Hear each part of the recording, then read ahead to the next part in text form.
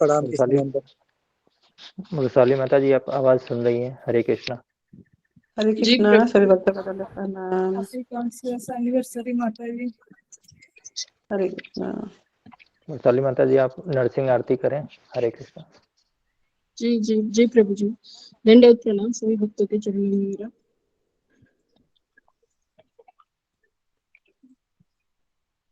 नमस्ते नरसिंहाय, नमस्ते नरसिंहाय, प्रहलाद लाददायिने, हिरण्यकशिपुर्वक्षः, शीलटङ्कानखालाय, इतो नरसिंहा परतो नरसिंहा, इतो यतो यामि ततो नरसिंहा, तव कर कमल वरे नखां, अद्भुत श्रृंगा, दलिता हिरण्यकशिपु तनुभृंगा, केशवधृता नरहरि रूपा, जय जगदीश हरे, जय जगदीश हरे, तव कर कमल वरे नखां, अद्भुत श्रृंगा, दलिता हिरण्यकशिपु तनुभृंगा, केशवधृता नरहरि रूपा, जय जगदीश हरे, जय जगदीश हरे, जय नरसिंहदेव, नरसिंहदेव जय नरसिंहदेव, जय प्रहलाद महाराज, प्रहलाद महाराज, प्रहलाद महाराज, जय प्रहलाद महाराज, जय जय प्रभुपाद, प्रभुपाद, प्रभुपाद, जय जय प्रभुपाद, जय जय गुरुदेव, गुरुदेव, गुरुदेव, जय जय गुरुदेव।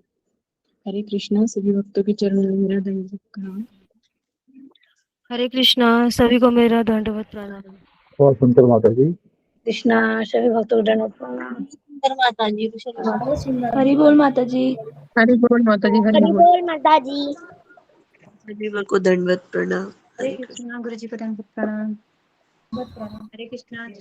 हरि बोल माता हरे कृष्णा। प्रतिमा माता जी दंडवत प्रणाम। हरे कृष्णा। हरे कृष्णा। प्रणाम। हरे कृष्णा। सभी भक्तों को दंडवत प्रणाम। वैशाली माता जी, 10 नाम अपराध भी आप बोलेंगी क्या? हरे कृष्णा। जी जी प्रभु जी।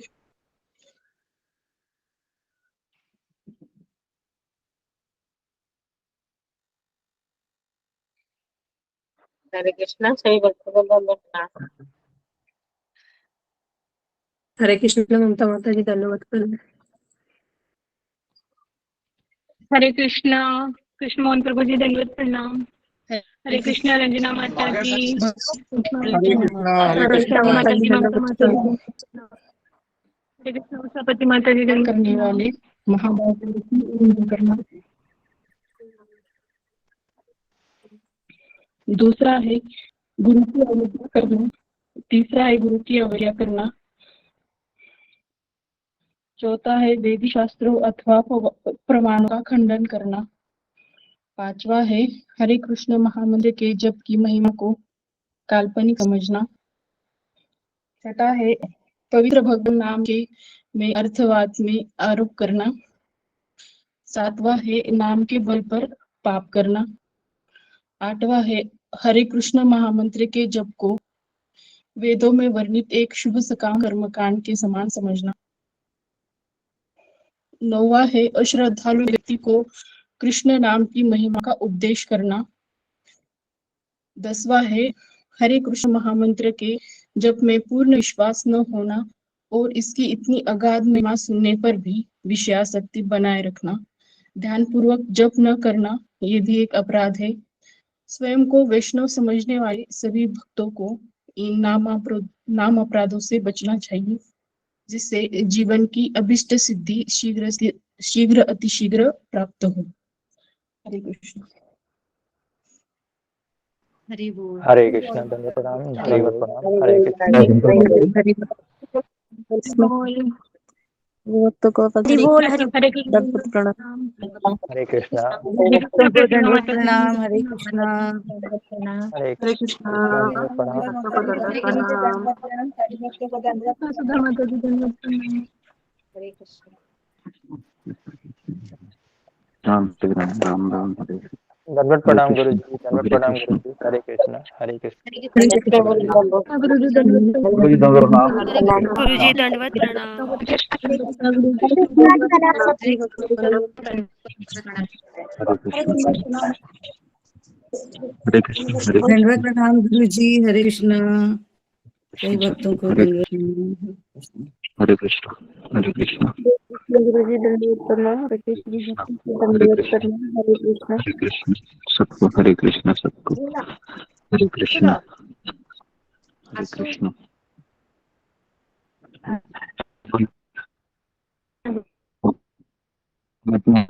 दस्य ज्ञानांजन शलाकया चक्षुरुन्मीलितं येन तस्मै श्री गुरुवे नमः।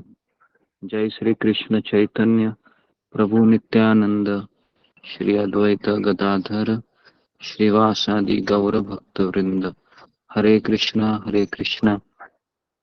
कृष्ण कृष्ण हरे हरे, हरे राम राम राम हरे हरे। ओके, हरे कृष्णा, सबका स्वागत है सत्र में जी। तो आगे बढ़ते हम हमारे 5वें अध्याय सत्र में। कथन था बदन का कोई किसी का है?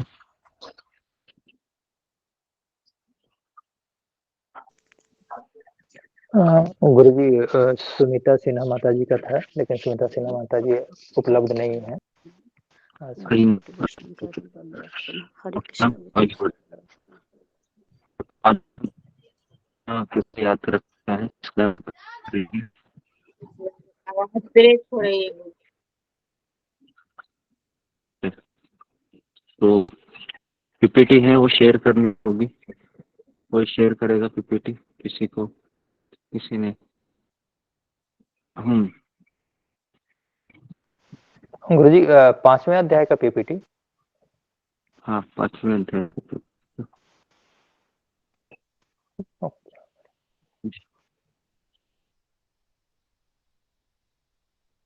जी।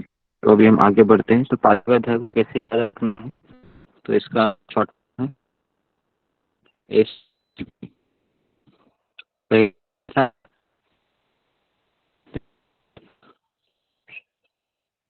आवाज ब्रेक हो रही है गुरु जी। बिल्कुल।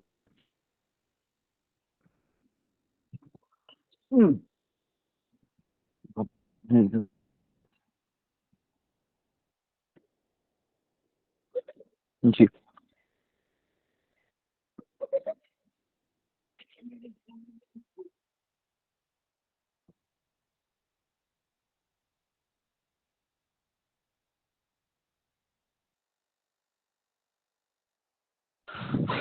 ओके, हरे कृष्णा अभी आ रही है आवाज? कृष्ण कृष्ण हरे हरे। जी गुरु जी। हरे राम। जी गुरु जी आ रही है। जी, हरे कृष्णा। आ रही है।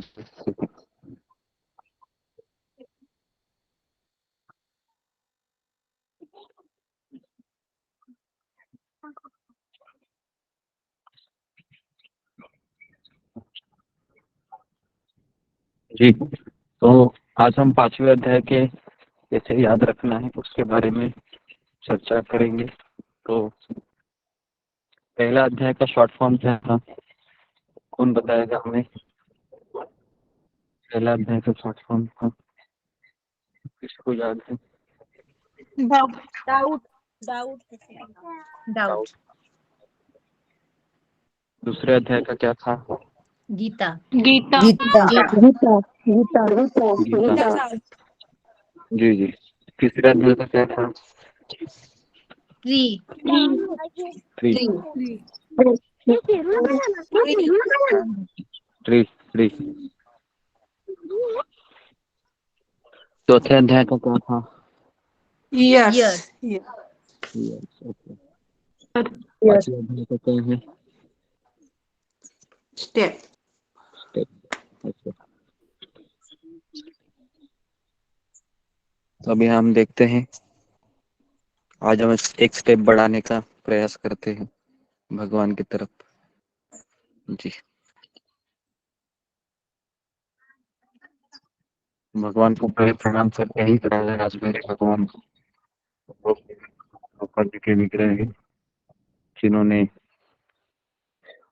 अंधेरी में जुहू में उन्होंने इसकी स्थापना की। बहुत संघर्ष करना पड़ा, बहुत कोर्ट कचहरी, है ना। उसके बाद ब्लैक मैजिक, क्या क्या नहीं सहन किया प्रभुपाद जी ने। उसके बाद फिर ये विग्रह वहां पर स्थापित हुए। भक्तों ने काफी वहां पर संघर्ष किया। तो इसके लिए हम्म, 3 गुणों के ऊपर अगर हमको उठना है तो हमें अपने गुरु का कुत्ता बनना पड़ता है, क्योंकि अमेरिकन भक्त थे, यहीं पर रह रहे थे दादा रासबिहारी मंदिर के। बहुत एक छोटी सी कुटिया थी। प्रभुपाद ने कहा तुम यहाँ पर रहो, मंगल आरती करो, नरसिंह आरती करो, तुलसी आरती करो। और इतने मच्छर थे, इतने मच्छर काटते थे, हैरान करते थे। कोई सुविधा नहीं, ना पानी का नल था। उसके बाद ना कोई खाने का अच्छे से व्यवस्था था, और बहुत गर्मी होती थी उनको। तो प्रभुपाद जी उस लैंड को देख के निकल गए, और उसके बाद प्रभुपाद जी एक बार आए, और सारे जितने भी अमेरिकन भक्त थे वो प्रभुपाद जी के पास गए और कहा कि प्रभुपाद जी हम अमेरिकन लोग हैं, हमको सुविधा की आवश्यकता है, हम ऐसे नहीं रह सकते। नल से पानी नहीं आ रहा है, हमको लोटा लेके बाहर जाना पड़ता है पेशाब के लिए, ये हम नहीं सहन कर सकते। प्रभुपाद ने एक ही शब्द कहा तभी, और फिर चुप हो गए। पता है किसी को वो एक शब्द क्या था? कोई मुझे बताएगा? प्रभुपाद ने एक ही वाक्य कहा था। बताइए, प्रतिभा तुम्हारी।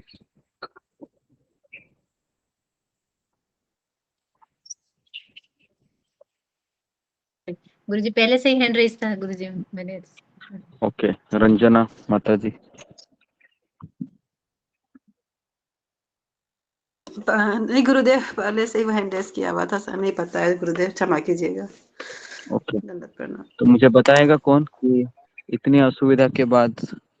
जी, अशोक चावला प्रभु।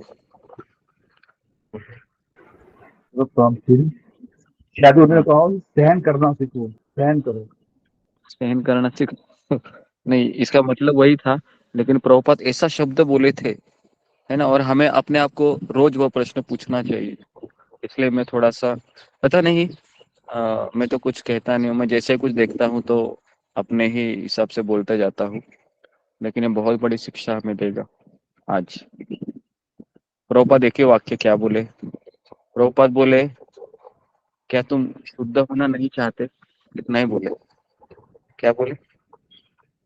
आप शुद्ध होना नहीं चाहते। समझ में आया आपको? उस इतना ही बोले और कुछ नहीं बोले। इतना सब कंप्लेंट का लिस्ट लेके आए थे। प्रभुपाद क्या बोले? क्या आप शुद्ध होना नहीं चाहते? सारे भक्त एक दूसरे की तरफ देखने लगे, फिर आगे कुछ नहीं बोल पाए कोई। तो गुरु के शब्द ऐसे होते हैं, है ना। कुछ बोलने के लिए बचता ही नहीं बात में, क्या बोलूं मैं अभी आगे, इतना बड़ा बात आप बोल दिए। बराबर है। तो जब भी तकलीफ आए ना, ये प्रॉपर से फर्स्ट टाइम हमेशा याद रखिए, हमेशा। बड़ी लंबी लिस्ट रहती है हमारी, और हम प्रभुपाद के पास या अपने गुरु के पास जाकर कहते हैं गुरुदेव ये देखो कितना बड़ा तकलीफ। सामने से क्या उत्तर आएगा?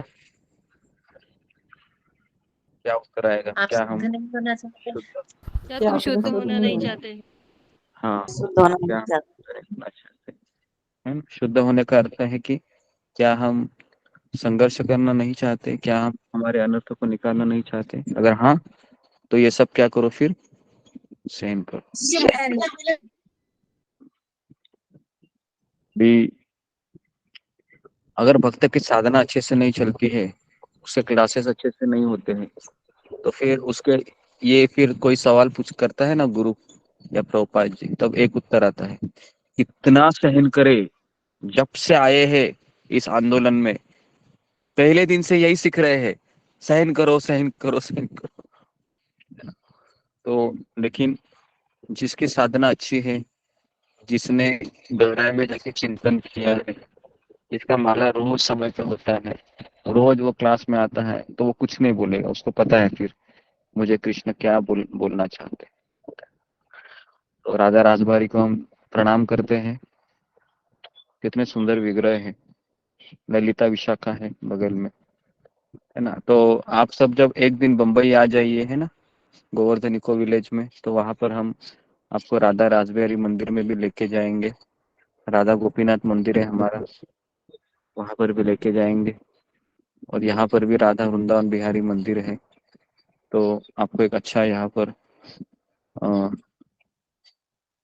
भक्तिमय वातावरण का आस्वादन होगा। लेकिन पता नहीं मुझे भी कब वो दिन आएगा। ओके, आगे बढ़ते हैं अभी। नेक्स्ट,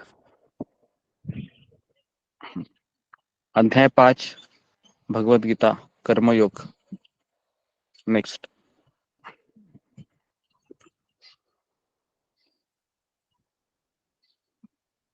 ओके, नेक्स्ट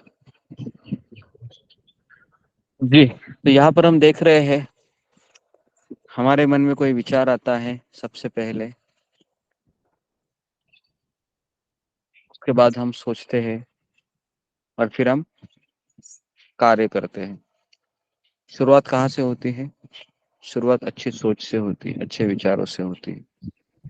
तो अगर कोई कहेगा कि मैं डायरेक्ट माला लेके, है ना, बैठ जाऊंगा, एक्शन, तो तभी होता है जब हम मन में ठान लेते हैं कि मुझे इस मार्ग पर चलना है। और अच्छी सोच हमको कहाँ मिलती है? तो अच्छी सोच हमें अच्छे सत्संग में मिलती है, भक्ति में मिलती है, भक्तों में मिलती है ना। कहा जाता है कि मुझे इतना ही बताइए कि आप किनके साथ रहते हैं, मैं आपकी पूरी कुंडली बता सकता हूँ, है ना। एक जन कहते हैं कि अगर मैं आपका भविष्य बताऊं, तो मुझे आप इतना ही बताइए कि आपके आसपास का माहौल कैसे है, तुरंत मैं आपके बारे में सब बताऊंगा कि आप कहाँ रहते हो, क्या करोगे भविष्य में, इत्यादि। तो इसके लिए कई बार अच्छे विचार हमारे हो पाते नहीं है, और कभी कभी अच्छे विचार चलते हैं, लेकिन महाभारत और रामायण में दो लोगों का उदाहरण दिया जाता है। एक स्त्री थी जिसने एक भक्त के हृदय में से राम को हटा दिया, वो है मंथरा। मंथरा। और दूसरा है एक शकुनी रहे महाभारत में, जिसने दुर्योधन को इतना विषैला बनाया कि वह भगवान का भी द्वेषी बन गया। तो इतिहास में ये दो लोग हैं, शकुनी और मंथरा, और दोनों भी समझ में नहीं आते थे कि ये कैसे है। नेक्स्ट, तो जब हम कार्य करते हैं बहुत समय तक, फिर वो हमारी आदत बन जाती है ना। अगर हम रोज वही कार्य करते हैं तो आदत बन जाती है। अभी कितने भक्त है रोज सुबह 4 बजे लॉग इन करते ही है। हमारे ग्रुप में ऐसे भक्त हैं, मैं उनको बहुत अप्रिशिएट करता हूँ, है ना, उनके प्रणाम करता हूँ मैं उनको, जो रोज 1 सालों से आ रहे हैं। बहुत कठिन है, केवल आप मोबाइल में ऑनलाइन सुन रहे हो और उससे प्रेरणा लेके आप रोज आते हो, तो है ना, उनको मैं बहुत अप्रिशिएट करता हूँ, नमस्कार करता हूँ मैं उनको, क्योंकि इतना आसान नहीं है। केवल अरे मंदिर में जाने वाले लोग भी नहीं आ पाते हैं, हमने देखा है ना, रोज सुबह 4 बजे। लेकिन हमारे सत्संग में हम देखते हैं कि ऐसे कम से कम 30 35 40 भक्त है जो रेगुलर आते ही है किसी भी हालत में। और ना मैं कभी उनको कभी वेरी गुड बोलता हूँ, कुछ नहीं बोलता हूँ, बस वो आते ही है। तो ये बहुत बड़ा एक मुझे ऐसा लगता है कि हमारे ग्रुप में ऐसे लोग हैं कि जो सही में बहुत दृढ़ निश्चयी है, और मैं उनसे कभी कभी सीखता हूँ कि ऐसा डिटर्मिनेशन चाहिए मेरे में भी। तो जब हम रोज वही कार्य करते हैं तो फिर वो एक आदत बन जाती है ना, और आदत ही हमको बनाना है। लेकिन ये आदत कभी बनती है जब हम रोज कार्य करते हैं, वही चीज रोज रोज रोज रोज करते हैं, और उसके बाद वो आदत बन जाती है ना। उसके बाद हम रह नहीं पाते हैं। सुबह सुबह उठने के बाद अगर हम लॉगिन ना करूं, और अगर लॉगिन में अचानक बारिश हो जाए, या अचानक चार्जिंग ही ना हो पाए, अचानक रिचार्ज खत्म हो, तो हमारी हालत कैसे हो जाती है फिर? हमारी हालत बिना पानी के मछली की तरह हो जाती है। मछली की तरह हो जाती है गुरुजी। फिर पानी की मछली। जी जी, बहुत फिर ऐसा लगता है कि इतना बटन दबाते हैं, कभी कभी ऐसा लगता है कि मोबाइल ही फोड़ दूं। लॉगिन ही नहीं हो रहा है, क्या करें इस मोबाइल सही से। कह रहे हैं गुरुजी, बिल्कुल सही कह रहे हैं गुरुजी। ग्रुप में मैसेज भी डालते रहते हैं, क्यों नहीं हो रहा है, हाँ, क्यों नहीं हो रहा है ऐसा। परेशान हो रहे हैं। इसको इसको लॉगिन नहीं हो फोन रहा है, करते रहते हैं, लॉगिन। इसको इसको क्यों नहीं लगा, ये भेजो, लिंक भेजो। तो तो इस तरीके से हम परेशान होते हैं, क्योंकि वो आदत बन गई है, अच्छी आदत है ना, एक दिन भी हम रह नहीं पाते हैं। तो ये बहुत अच्छी आदत है। नेक्स्ट, और फिर वही आदत हमारे चरित्र का विकास करती है ना। तो कई लोग कहते हैं कि हम अपने स्वभाव को कैसे बदले, कैसे हम अपने चरित्र का निर्माण करें। तो शुरुआत कहाँ से होती है? शुरुआत अच्छे विचारों से होती है।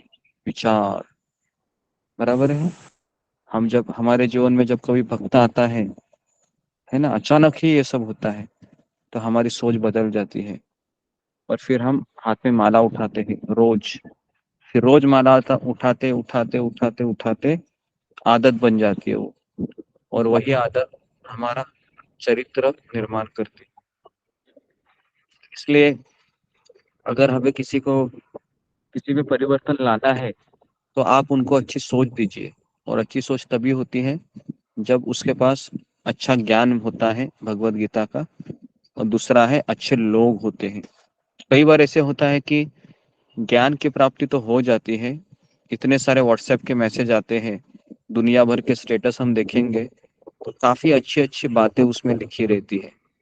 लेकिन वो जब हम पढ़ते हैं उस स्टेटस को, अच्छी बातों को, तो हमारा मन हमें कहता है कि ये सब चीजें फॉलो करने वाले लोग कहाँ मिलेंगे मुझे। कितने लोगों के मन में विचार आता है ऐसे। हम जब ऐसे अच्छे विचार पढ़ते हैं, सुनते हैं, तो हम बोलते हैं ना, कौन लेकिन ये फॉलो करता है? कोई है ऐसा व्यक्ति कलयुग में कि जो फॉलो करेगा? मैं उसको देखना चाहता हूँ, मैं देखना चाहती हूँ। तो इस तरह से, लेकिन जब हमें ये संगत प्राप्त होती है, अरे बाप रे, यहाँ पर देखो कितने लोग हैं, 40 50 60 लोग हैं जो इसी ज्ञान को धारण करके जी रहे हैं। तो हमें एक पुश मिलता है आगे बढ़ने का। तो उससे हमारा चरित्र विकास होता है। तो अगर हमारा चरित्र विकास हो भी गया है, तो उसका सारा श्रेय ये केवल उस भक्तों के संगत को जाता है, और उस गीता के ज्ञान को जाता है। और जब आप अपने आप को पूछते हो, पहले तो मैं ऐसा नहीं था, पहले तो मैं ऐसा नहीं थी, ये मेरे में क्या हो गया? और कई लोग आपको कहते हैं कि तुम बदल गए हो।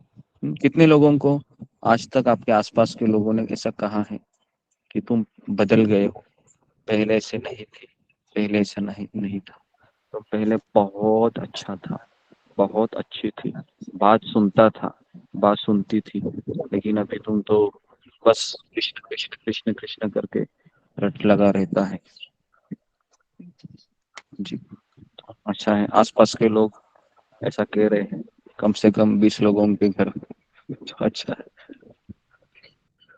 तो ओके, चरित्र का विकास करती है हमें, है ना। फिर हमें कुछ अच्छा नहीं लगता है, कोई आपको फिर सोने का गहना दे या फिर आपको कहीं घुमाने के लिए ले जाए या कोई अच्छी चीज गिफ्ट में मिले, लेकिन उनको कहते हैं कि भक्ति में आने के पहले अगर ये सब मुझे मिलता था ना तो मुझे बहुत अच्छा लगता था, लेकिन अभी मेरा मन ही हट गया है इन चीजों से, इच्छा ही नहीं होती है अभी।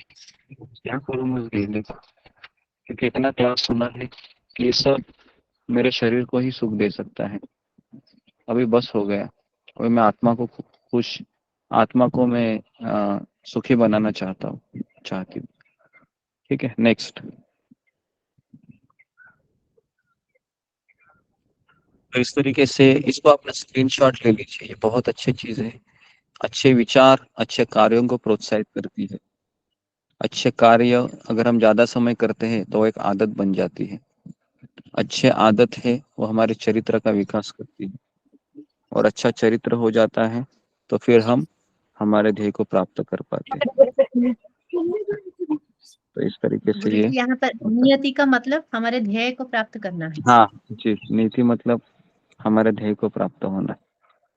तो किसी के ध्येय को प्राप्त करने के लिए ये सारी चीजें आवश्यक है।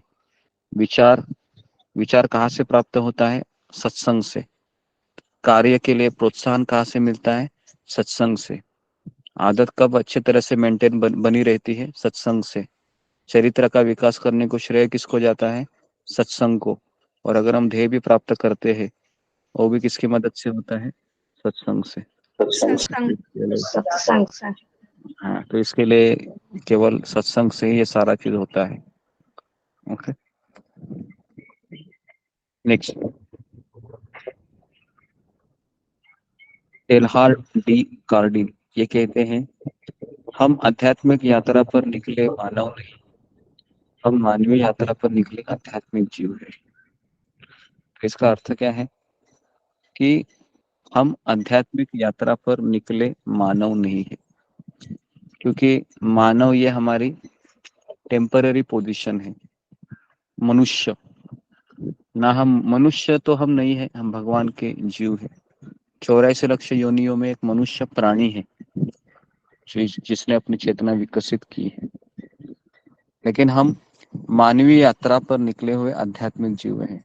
इसका अर्थ क्या है कि हम मनुष्य के शरीर में हम एक आध्यात्मिक यात्रा पर निकले हैं, लेकिन हम एक आध्यात्मिक जीव है, ये हमारी पहचान है। हम भगवान के सनातन अंश हैं।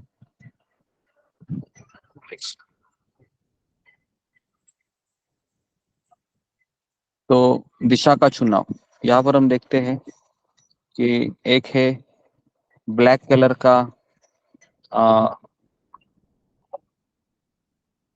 बिलबोर्ड है और एक लाल कलर का बोर्ड है।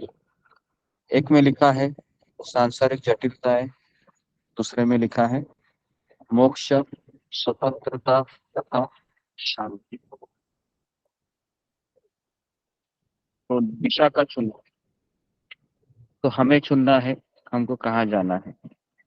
कई लोग संसार की जटिलताओं से परेशान होकर मोक्ष की तरफ बढ़ते हैं, लेकिन जब वह मोक्ष, स्वतंत्रता, शांति ये सब किसी को प्राप्त तभी होता है जब वह भगवान के भक्ति से जुड़ जाता है। क्योंकि वो लोग नहीं जानते हैं कि अगर मैं संसार से परेशान होकर मैं भक्ति करना चाहता हूँ तो फिर उस भक्ति में भी काफी संघर्ष है, बहुत संघर्ष है भक्ति में भी। कभी कभी तो ऐसा लगता है कि वो मेरा जीवन अच्छा था, उसमें क्या है एक ही व्यक्ति को संभालता था जो बहुत दिखाई तो देता है ना, परिवार का व्यक्ति, लेकिन कृष्ण तो मुझे अभी तक दिखाई नहीं देते हैं।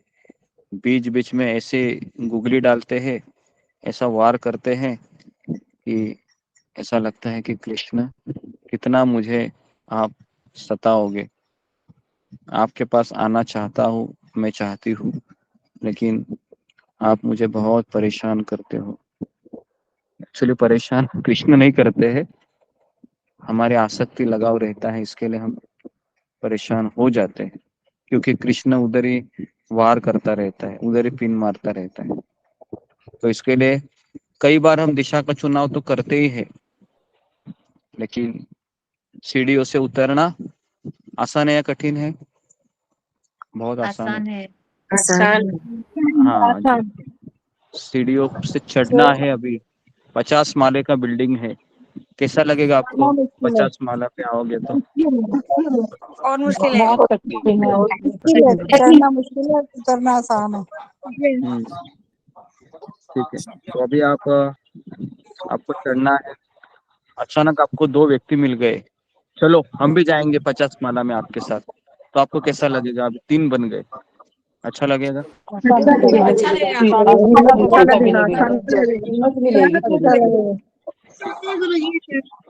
तो इसके लिए अभी हम सब लोग 50 माले पे चढ़ रहे हैं और हमारे साथ कम से कम 90 लोग हैं, बराबर है? तो चढ़ पाएंगे कि नहीं?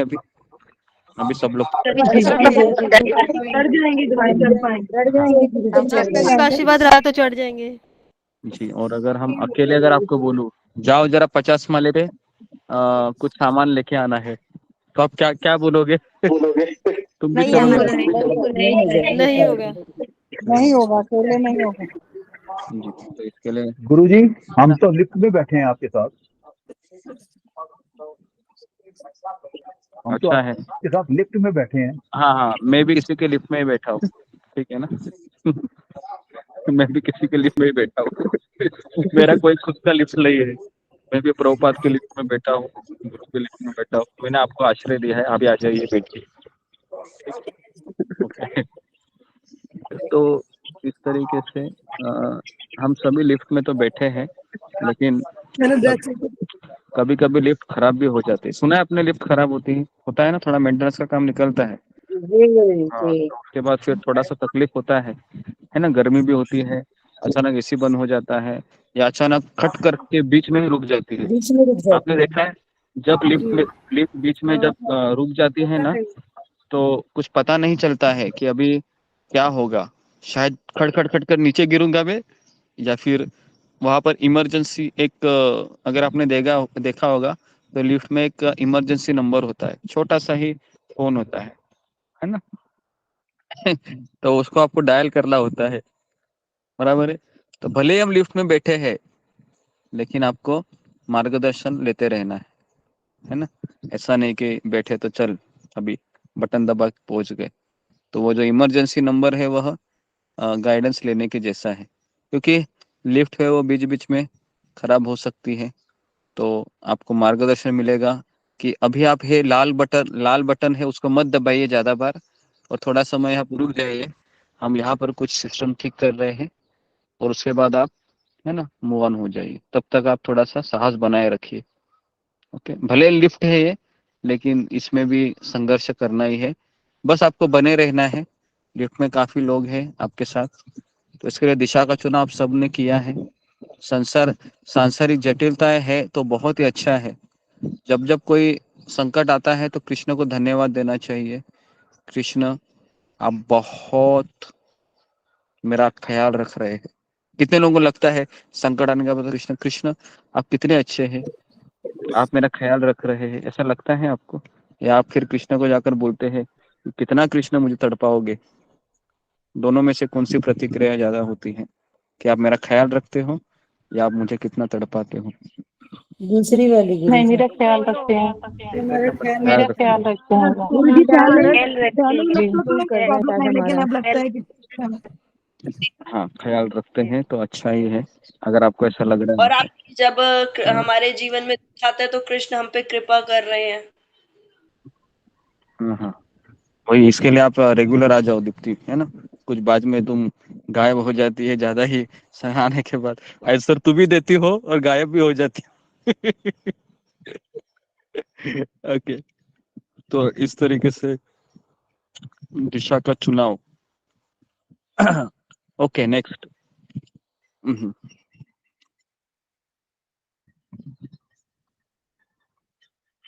Next next next next.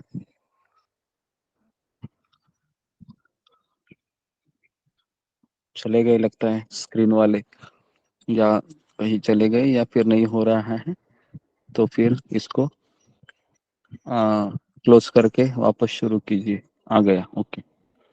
ये स्टेप्स का अभी तक एस भी नहीं आया है ना हमारा, एस भी नहीं आया है जी, नहीं है। नहीं आया है ना जी। तो पांचवा है जो ये जो श्लोक है, ये मेन थीम है, कायेन मनसा बुद्ध्या कैवल इंद्रियरपि योगिना कर्म कुर्वन्ति संगत त्यक्त्वा आत्मशुद्धये। इसका अनुवाद पढ़ते हैं हम। नेक्स्ट। तो योगी जन समस्त आसक्तियों का त्याग करके एकमात्र आत्मशुद्धि हेतु अपने शरीर, मन, बुद्धि तथा इंद्रियों द्वारा कार्य करते हैं, है ना। तो योगी जन पहले से आसक्ति को छोड़े हैं, लेकिन फिर भी वह और आत्मशुद्धि हेतु कार्य करते हैं। शरीर, मन, बुद्धि, इंद्रियों, उनका एक ही लक्ष्य होता है कि मुझे पता है जीवन का लक्ष्य क्या है, लेकिन अभी मैं जी रहा हूं तो केवल उसी के लिए मुझे अपने आप को और मुझे शुद्ध कराना है, और मुझे संघर्ष करना है, और मुझे कृष्ण की भक्ति करना है, और मुझे गुरु की सेवा करना है। उसी के लिए मैं जी रहा हूँ, और फिर बीच बीच में जो भी कुछ आ रहा है उसको मैं कृष्ण की कृपा के रूप में लेके आगे बढ़ता रहूंगा। Okay, next. एस तो लिखिए अभी, एस संसार में ही रहो, श्लोक 1 से 12, इसको लिखिए। ये बहुत अच्छा है, ये 5वां अध्याय है ना। संसार में ही रहो लेकिन संसार के ना हो जाओ। पता है आपको, सुना? संसार में ही रहो लेकिन संसार के मत हो जाओ, ये ब्रैकेट में लिखिए उधर।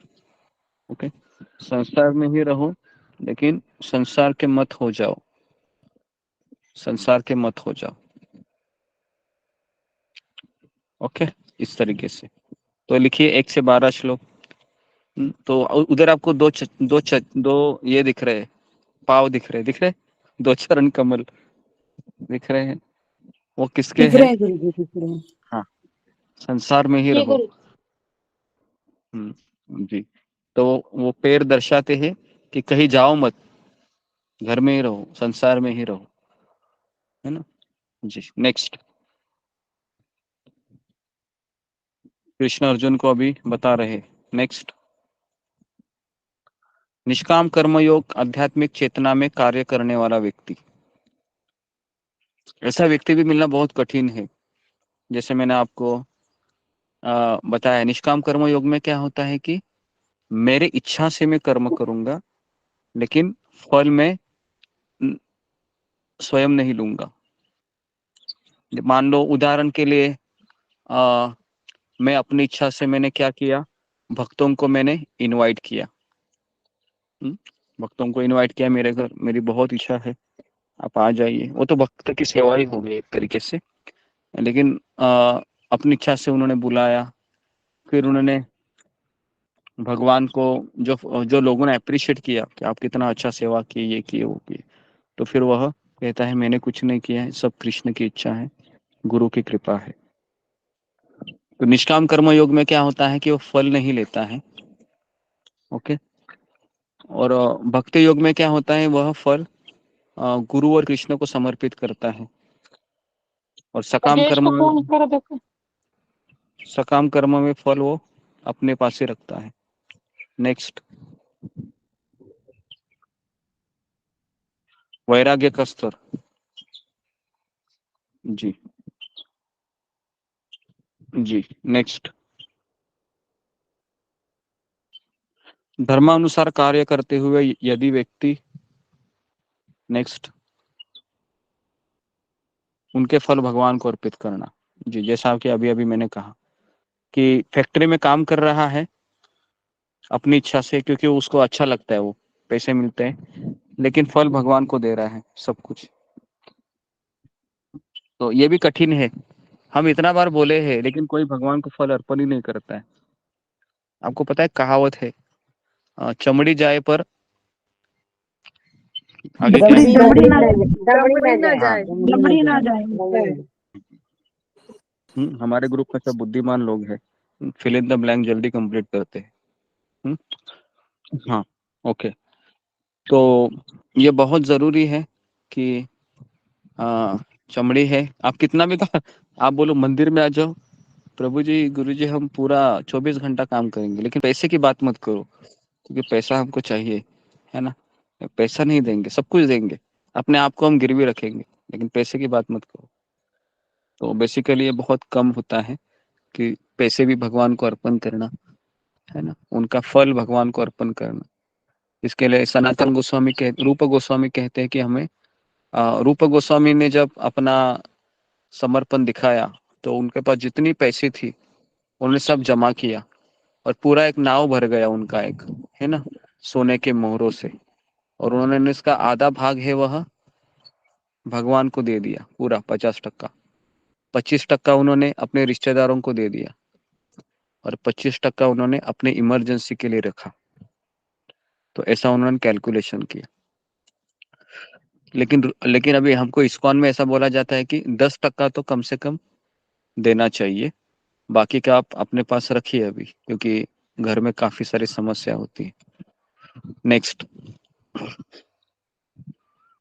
सदैव अपने परम लक्ष्य की प्राप्ति सजग रहता है। तो जो योगी होता है ना, वह हमेशा सतर्क होता है। जैसे अगर हमारे ग्रुप में कोई योगी है, भक्ति योगी बोल रहा हूँ, अभी समय के अनुसार क्लास में लॉग आउट हो गए, तो क्लास में लॉग आउट होने के बाद भी फिर वह बराबर उसका टाइम फिक्स रहेगा, अभी मुझे क्या करना है, ताकि मैं कृष्ण को हमेशा याद करता रहूं, मैं याद करती रहूं। अगर वो अपने परिवार में भी मिक्स हो जाएगा तो भी उसको पता रहेगा कि मुझे यहाँ पर कितना समय बिताना है और उसके बाद मुझे वापस अपने ध्येय के विचार करना है। इस तरीके से वो हमेशा सजग मतलब अलर्ट रहता है। नेक्स्ट, ऐसा कर्म पूजा बन जाता है फिर।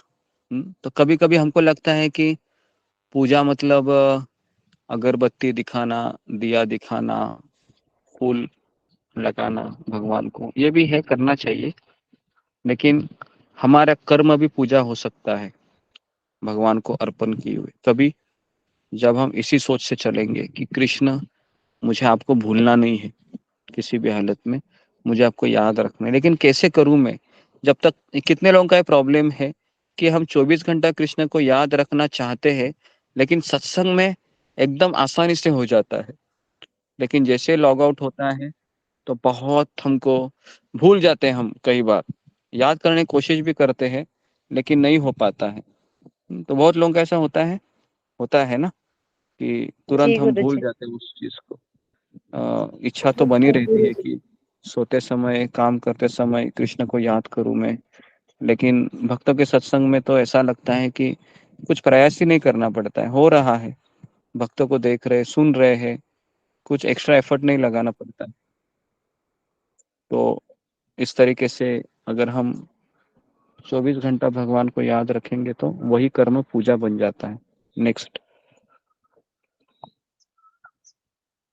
तो यहाँ पर आप देखते हैं कि कई लोग हैं वो कर्म इसलिए करते हैं कि संसार में तो देखेंगे तो 99% लोग हैं वह एंजॉयमेंट चाहते हैं, क्योंकि जीव का स्वभाव क्या है, आनंदमयो अभ्यास। वो हमेशा सुखी रहना चाहता है, हमेशा, कभी वो दुखी नहीं रहना चाहता। अगर दुख आता है ना तो फिर वो फोन करेगा, कुछ करो करो करो करो, सुखी होना है मुझे, कितना मैं दुखी हूँ, कुछ बताइए मुझे, कैसे मैं सुखी हूँ, है ना। और कभी कभी भक्त रहेगा तो फोन करेगा, और अभक्त रहेगा तो उसको वो क्या करेगा, बिलबोर्ड देखेगा, अरे यहाँ पर एक लड़की है मुस्कुरा रही है मोबाइल लेके, चलो मैं फिर अच्छे से अपडेटेड वर्जन लेता हूँ अभी मोबाइल का। या फिर वहां पर कोई इश्तिहार का विज्ञापन का एडवर्टाइज रहेगा, तो फिर वो वहां पर, है ना, शॉपिंग करने के लिए, कई लोग शॉपिंग करने के लिए जाते हैं, क्योंकि शॉपिंग करना का कैसा होता है ना, अपने लिए हम जब शॉपिंग करना चाहते हैं तो सब भूल जाते हैं दुख, है ना, उस समय 2 घंटा 1 घंटा शॉपिंग का। और जब हम घर में आते हैं तो हम क्या सोचते हैं कि ये मैंने क्यों लिया, मुझे तो इसकी जरूरत ही नहीं थी, मेरा तो पैसा वेस्ट चला गया, ऐसा होता है, कई लोगों का ऐसा होता है। शॉपिंग करने बहाने जाते हैं, कई चीज खरीद लेते हैं, अच्छा ये अच्छा है, हाँ ले लो, ये अच्छा है, ये ले लो, वो ले लो, वो ले लो। फिर घर आने के बाद सोचते हैं कि ये मैंने क्यों लिया, क्या आवश्यकता ही नहीं थी मेरी। अभी नहीं होते हैं। हाँ, तो इस तरीके से एंजॉयमेंट है ना, हर एक जीव एंजॉयमेंट चाहता है, कभी कभी विचार विमर्श करता है। वहां पर आप देख रहे हो ऐसे काफी मीटिंग होती है कारपोरेट जगत में, है ना। जब मैं जहाज में काम करता था तो हमारा हर सैटरडे मीटिंग रहता था जहाज में। कई लोग एक साथ आते थे, और उसके बाद अगर जहाज रशिया जा रहा है, अफ्रीका जा रहा है, या फिर जर्मनी जा रहा है, तो फिर कैप्टन सबको बुलाता था कि हमारा 15 दिन का भी वॉयज रहेगा, यात्रा रहेगी, तो 15 दिन हमको ये सब करना है, तो आपकी ये जिम्मेदारी रहेगी, आपकी ये जिम्मेदारी रहेगी। और फिर कैप्टन को लिख के देना पड़ता है कि हाँ मैं सब करूंगा, ये मेरी जिम्मेदारी है, तो सिग्नेचर करना पड़ता है ना।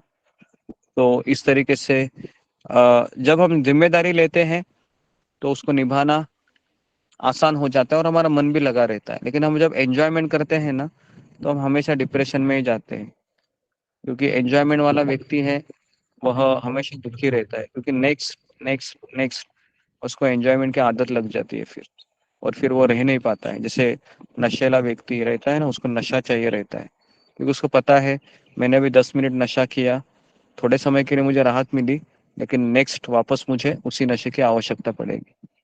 तो इस तरीके से वो गुलाम हो जाता है अपनी इंद्रियों का। नेक्स्ट, सांसारिक भोग विलास, आध्यात्मिक विषयों में रुचि। तो इस संसार में कर्मकांड का अर्थ क्या है कि मुझे सांसारिक भोग विलास चाहिए, इसके लिए मैं आध्यात्मिक विषयों में रुचि लेता हूँ। जैसे कई लोग आपने देखा है कि नया फैक्ट्री खोलते हैं तो भूमि पूजन होता है पहले, तो भूमि पूजन वाले वो लोग ब्राह्मणों को बुलाते हैं, और सुना भी ऐसे काफी है। ठीक है भाई, अभी हमने जरा जमीन लिया है, थोड़ा सा दान धर्म कर लेते हैं, है ना, और ब्राह्मण को भी बुलाओ, कर लो, मेरा तो भरोसा नहीं है, लेकिन भोग विलास भी चाहिए ना अच्छे से। तो राहु केतु जो भी रहेगा ना, उसका साफ सफाई करने को बोलो, जहाँ ब्राह्मण को बुलाओ, थोड़ा 1000-2000 रुपए दे दो, और उसको फिर वो भी खुश हो जाएगा, मैं भी खुश हो जाऊंगा। तो कर्मकांड ऐसे होता है। और अभी अब कर्मकांड में ही ज्यादा भरोसा करते हैं, क्योंकि उससे क्या, हमारा भगवान की प्रसन्नता लक्ष्य नहीं होता है, हमारे ही भोग विलास लक्ष्य होते हैं। नेक्स्ट, कर्मकांड। कर्मकांड का एग्जाम्पल अगर मैं दूं आपको, तो 12 व्रत करना, 10 सोमवार के व्रत करना, 10 शनिवार करना, मार्गशीर्ष के गुरुवार करना, या फिर वट सावित्री, उसके बाद छठ पूजा, ये सारा कर्मकांड में आता है क्या, सारा चीज, नवरात्रि के उपवास हो, सब कर्मकांड में आता है। क्योंकि उसका लक्ष्य क्या है, क्या लक्ष्य है उसका, हमारी भौतिक फल की इच्छा है। प्राप्ति भौतिक इच्छा भौतिक कृति से हाँ, भौतिक इच्छाएं भौतिक लक्ष्य है। इच्छा प्राप्त तो इसके लिए वो कर्मकांड ही होता है। और लोग इससे बहुत चाव से करते हैं, पता है, इतना उपवास करते हैं, क्योंकि उनको पता है ये उपवास करने के बाद मुझे कुछ तो मिलने वाला है, मेरी लॉटरी लगने वाली है। तो इसके लिए वो करेगा ही ना फिर। क्या लगता है आपको, लॉटरी लगेगी तो करेगा नहीं क्या वो, 5 क्या, वो 10 सोमवार भी करेगा, पूरा नवरात्रि के 7 दिन उपवास करता है, उसको पता है 8वें दिन मेरी लॉटरी लगने वाली है, देवी माँ मुझे बहुत कुछ देगी। तो उससे कुछ ज्यादा वो आध्यात्मिक चीज में आता ही नहीं बेसिकली, क्योंकि आध्यात्मिक मार्ग है निष्काम कर्म से शुरू होता है। लेकिन भगवान सोचते हैं कि ठीक है भाई, उतना तो करो एटलीस्ट, धीरे धीरे फिर प्रमोशन हो जाएगा। नेक्स्ट, सकाम कर्मयोग, है ना। उसके बाद सकाम कर्मयोग का अर्थ क्या है कि अभी मैं कृष्ण के पास जा रहा हूँ, तो कई जन्म कर्मकांड करने के बाद एक जन्म में हमको ऐसा लगता है कि ये देवी देवताओं के ऊपर भी कोई है क्या। तो अचानक उसको कोई व्यक्ति मिल जाता है गीता पढ़ाने वाला, उसको पता चलता है कि ये 33 कोटि देवी देवता के ऊपर भी कोई है।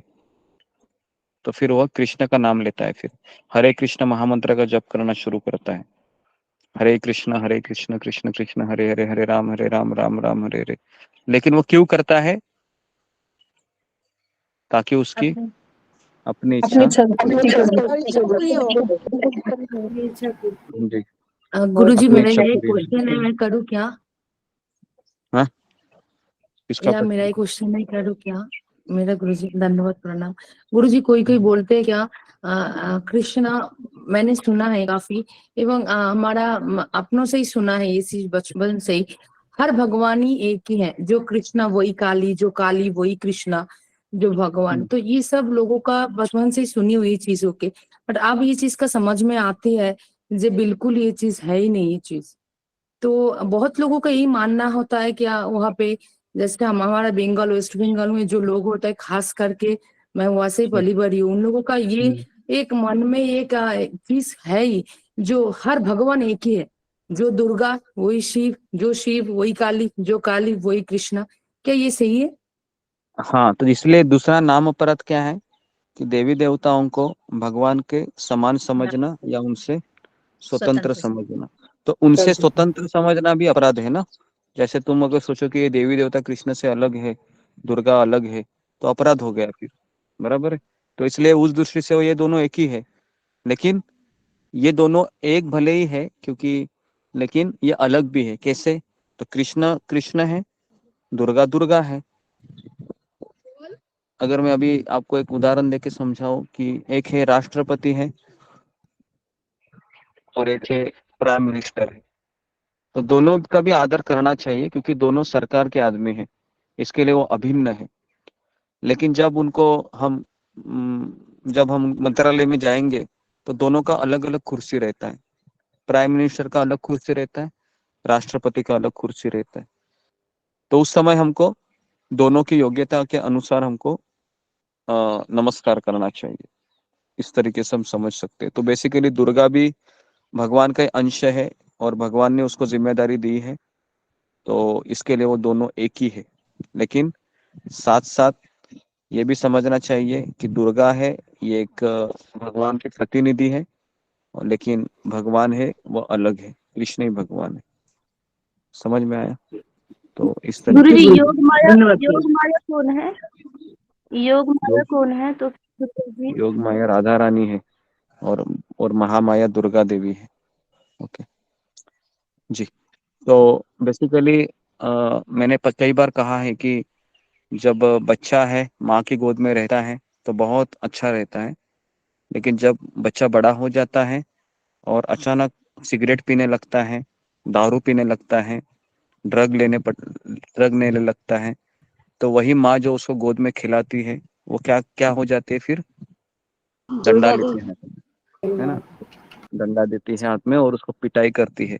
तो उसी तरह से ये योग माया राधा रानी है। जब हम नालायक बच्चे बन जाते भगवान के, बहुत भोग विलास में लगे रहते हैं, भगवान को छोड़कर सेवा भी नहीं करते हैं, तो फिर वही जो राधा रानी है कौन बन जाती है? महामाया बनती है ना, दुर्गा देवी बन जाती है। ठीक है। तो उसके बाद है निष्काम कर्म योग। तो इसका मैंने एग्जांपल दिया था। निष्काम कर्म योग में बेसिकली व्यक्ति, निष्काम कर्म योग में क्या होता है कि वो हरे कृष्ण महामंत्र का जप करता है। हरे कृष्ण कृष्ण कृष्ण हरे हरे, हरे राम राम राम हरे हरे। लेकिन उसको क्या चाहिए रहता है? उसका डेस्टिनेशन लिखो, उसको मुक्ति चाहिए, मुक्ति लिखिए। उसको फल नहीं चाहिए अभी। तो सकाम कर्म के 100 जन्म लेने के बाद उसको लगता है कि इस फल में कुछ रखा ही नहीं है, बस हो गया अभी मैं, है ना, कितना लोगों से मैं ले लूं, है ना, कितना मैं, ये फल की इच्छा ही मेरा दुखों का कारण है। ये समझ जाता है। 50 जन्म लेने पड़ते उसके लिए, लेकिन फिर वो निष्काम कर्म के पास आता है, निष्काम कर्म योग। और फिर निष्काम कर्म योग में क्या होता है कि वो सोचता है कि मुझे मुक्ति चाहिए, अभी मुझे मुक्ति चाहिए, मुझे मुझे मुझे परिवार से मुक्ति चाहिए, बस इस संसार से मुक्ति चाहिए। ये संसार बहुत विषैला है, हे कृष्ण मैं नाम जप कर रहा हूँ, मुझे मुक्ति दे दो, मुक्ति दे दो, मुक्ति दे दो। तो मुक्ति के पीछे लग जाता है। और अधिकांश लोग जब कृष्ण भावना में आते हैं वो इसी के लिए आते हैं, बराबर है। हम सब लोग उसी के लिए आते हैं कि संसार में बहुत दुख है, मुझे मुक्ति चाहिए, मुझे मुक्ति दे दो, इन परेशानियों से निकालो। कितने लोगों का मैं परेशानी झेलूं, पति का परेशानी, पत्नी की परेशानी, पड़ोसी का परेशानी, बेटे का परेशानी, सास ससुर की परेशानी, है ना। उसके बाद ट्रेन में बैठू, किसी का धक्का लग गया, तो वो मुझे आंखें दिखाएगा, तो कितनी परेशानी मैं सहन करूं। तो उससे अच्छा है कृष्ण, मैं नाम जप करूंगा, मुझे कुछ मत दे दो, मुझे कोई मेरी भौतिक इच्छा भी मत पूरी करो, लेकिन मुझे मुक्ति दे दो, मुझे शांति चाहिए अभी, बस हो गया। तो समझने का हम कौन से क्या है, हम मुक्ति कामी निष्काम है, कर्म ज्ञानी, निष्काम कर्म योगी है। ठीक है, तो ये हो गया निष्काम कर्म। इसमें क्या होता है, गुरु उसको जी, कुछ मुक्ति भी तो फल की इच्छा है, मुक्ति भी तो जी फल जी, की इच्छा है। मुक्ति भी फल की इच्छा है ना, क्योंकि लेकिन वो सूक्ष्म फल है। और स्थूल फल क्या है, जैसे किसी की नौकरी नहीं हो रही, इसके लिए हरे कृष्ण मंत्र का जप करना, किसी को बच्चा नहीं हो रहा है, इसके लिए जप करना, या किसी के घर में लगता है कि बस मैं जप करती रहूंगी, मेरे मेरे घर में ना हमेशा कृष्ण शांति बनाए रखो, कोई झगड़ा नहीं होना चाहिए किसी का, इसलिए तो ये सब भौतिक इच्छा है। लेकिन निष्काम कर्म में क्या होता है, वो भी भौतिक इच्छा ही है, लेकिन उसमें वो किसका भला चाहता है, वो मुक्ति में कृष्ण का भला चाहता है क्या, कृष्ण का नहीं, स्वयं का अपना अपना भला चाहिए। अपना भला। उसके लिए ये भी बता रहे हैं ये लोग, अगर आप ये चीज समझ गए ना, तो फिर आप, क्योंकि मुझे कभी कभी लगता है कि इन चीज को कैसे आप समझोगे, क्योंकि इसके लिए गुरुजी, काफी बुद्धि की हरे कृष्ण आवश्यकता गुरुजी, हरे कृष्ण गुरुजी।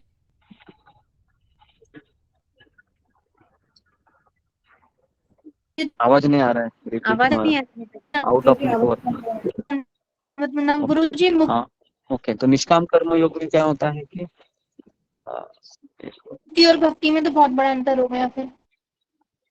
मैं बता रहा हूँ, मैं वो भी बता रहा हूँ, आप पेशेंस रखिए, अभी मैं आपको ये बताऊंगा कि मुक्ति में वो क्या चाहता है, अपने को वो मुक्त कराना चाहता है। उसका अभी भी कैसा है ना, मैं की भावना उसमें भी बनी रहती है, समझ में आ रहा है मुक्ति में, क्योंकि किसे सुखी कराना चाहता है वो मुक्ति में, अपने आप को कराना चाहता है, अपने आप को। अपने आप को वो चाहता है कि, तो जब तक ये मैं नहीं जाएगा ना, तब तक हम भक्ति योग में नहीं एंट्री कर सकते। तो इसके लिए ये निष्काम कर्म योगी भी आ, मुक्ति को प्राप्त कर लेता है, मुक्ति को प्राप्त नहीं कर पाता। तो इसके लिए निष्काम कर्म योगी ऐसे कई जन्म लेने के बाद, लेकिन इसका हृदय शुद्ध हुआ रहता है क्या, क्योंकि कोई भौतिक इच्छा ही नहीं है ना। अगर वो कहाँ पर भी जाएगा, स्विट्जरलैंड जाएगा, अमेरिका जाएगा, या बिग बाजार जाएगा, या फिर वो कहीं मॉल में जाएगा, बड़े मॉल में, तो उसको कांच में कांच का पता है ना, कांच का आईना रहता है, उसमें कई चीजें दिखाई देती है ना। वो देखने के बाद भी वो क्या बोलेगा, ये सब shit, ये मुझे नहीं चाहिए, कोई फ्री में दे भी देगा ना तो भी नहीं लूंगा मैं। समझ में आया, ये हो गया निष्काम कर्म योगी, है ना। फ्री में देगा तो भी नहीं लूंगा, क्योंकि मुझे पता है ये आने से मेरा प्रॉब्लम बढ़ जाएगा, तो नहीं चाहिए, है ना। तो ये है निष्काम कर्मयोगी, फ्री में देगा तो भी नहीं लेगा। और सकाम कर्मयोगी क्या बोलेगा, ठेर ठेर ठेर मैं गोनी लाता हूँ बड़ी, है ना, भरो जल्दी।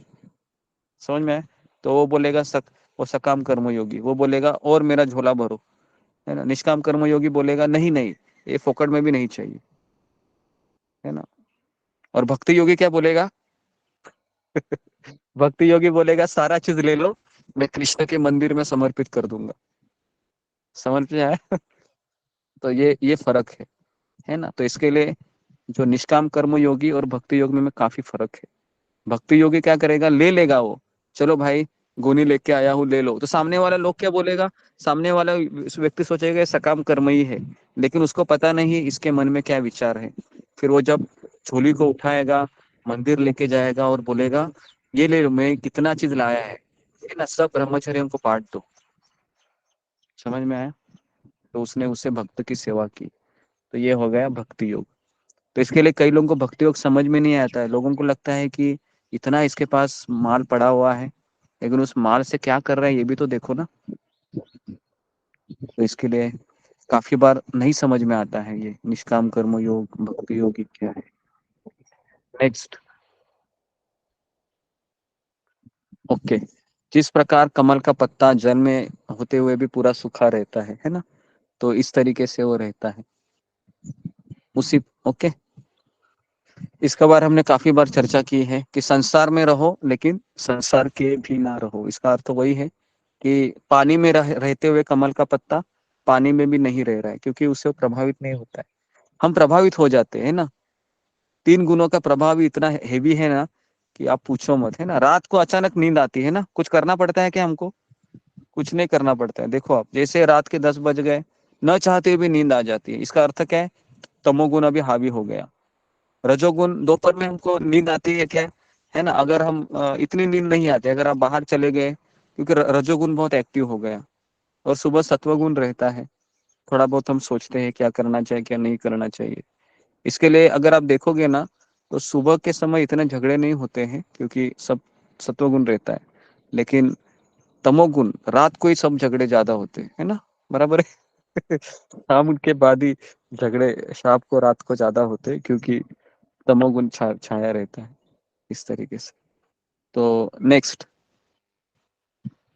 टी। आज का सेशन थोड़ा सा लंबा हो सकता है, क्षमा करें मुझे, क्योंकि मैं ज्यादा ही आज आपको ज्ञान दे दिया, देखा भी नहीं समय का कितना है। तो ठीक है, देखते हैं अभी। तो दूसरा टी है तीन कर्ता, श्लोक क्रमांक 13 से लेके श्लोक क्रमांक 16 तक। टी मतलब तीन कर्ता। तो ये तीन कर्ता कौन है, ये बहुत आसान है समझना। नेक्स्ट जी, कर्ता, नियंत्रक और कर्ता, नियंत्रक और सर्वे सर्वा। सर्वे सर्वा, इससे अच्छा है कि आप ऐसे लिखो इसको कि जीवात्मा, उसके बाद परमात्मा, और तीसरा है प्रकृति। जीवात्मा के नीचे लिखो इच्छा करना, परमात्मा है इच्छा पूर्ण करना, और गुरु जी फिर से प्रकृति है बताइए, जीवात्मा जीवात्मा, परमात्मा, प्रकृति। जीवात्मा, प्रकृति। परमात्मा, प्रकृति। हाँ, जी, जीवात्मा के नीचे जीवात्मा, परमात्मा, प्रकृति। ये एक क्लास में समझ में नहीं आएगा, है ना। रूबी मिश्रा जी, आपको रोज आना पड़ेगा, है ना।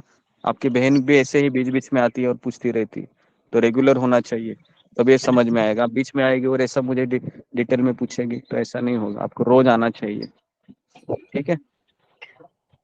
तो इस तरीके से जीवात्मा इच्छा करता है, परमात्मा क्या करता है?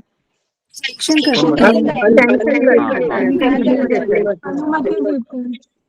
और प्रकृति पूरा करता है।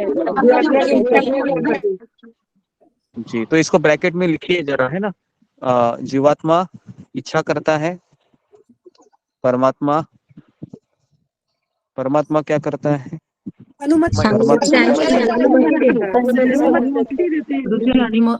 हाँ, अनुमति देना, हाँ अनुमति देना, ठीक है। और प्रकृति है, प्रकृति आपको मदद करती है, हाँ हाँ, पूरा सहायता करती है, पूरा करती है। तो अब हाँ, तो इसके लिए मैंने एक एग्जांपल दिया था कि लोन का, हाँ बैंक लोन का आपने एग्जांपल दिया था जी। हाँ, तो लोन का मैंने एग्जांपल दिया था आपको। तो उसमें लिखिए कि मैं एक वर्कर, एक व्यक्ति है जिसको लोन लेना है, तो पहला क्या करेगा, वो इच्छा करेगा, है ना।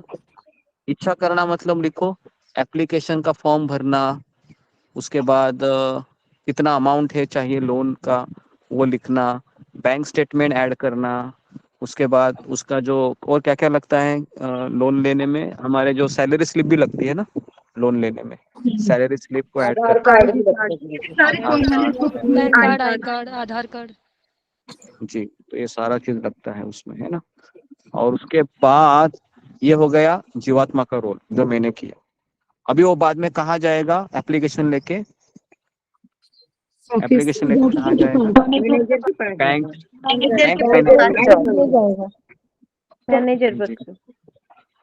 मैनेजर के पास जाएगा। और बैंक मैनेजर को क्या, बैंक मैनेजर क्या करेगा, उसके सारे पेपर चेक करेगा, इसने बराबर डाला है क्या, सैलरी स्लिप, बैंक अकाउंट, खाते में कितना पैसा है, ये लोन चुका सकता है क्या, ये सब वो देखेगा, है ना। उनमें एक प्रोसीजर होता है कि वह जहाँ पर वो काम करता है ना, वहां पर भी उनका मेल जाता है, बराबर है, कि ये सही में काम कर रहा है क्या, वहां से भी रिप्लाई आता है ना, क्योंकि हाँ जी जी। और उसके बाद वहां से रिप्लाई आने के बाद फिर वो आपको 15 दिन का टाइम लेता है वो सब करने के लिए। फिर आप जहाँ पर आप घर लेना चाहते हैं, वहां का भी वो सोसाइटी का वो सर्वे करेगा अपने लोगों को भेजेगा, है ना, ये सब उसमें आता है। इसमें फिर वो सैंक्शन करेगा, ये सब देने के बाद सैंक्शन करेगा कि आपको लोन दिया जाता है, लेकिन आपको वो खुद देगा कि पैसे बैंक मैनेजर नहीं नहीं मत कर दो। तो वो अपने स्टाफ को बोलेगा कि भैया इसका मैंने सैंक्शन कर दिया है, तो आप इसको क्या करो, अभी लोन का अमाउंट दे दो और इसका ईएमआई चालू करो।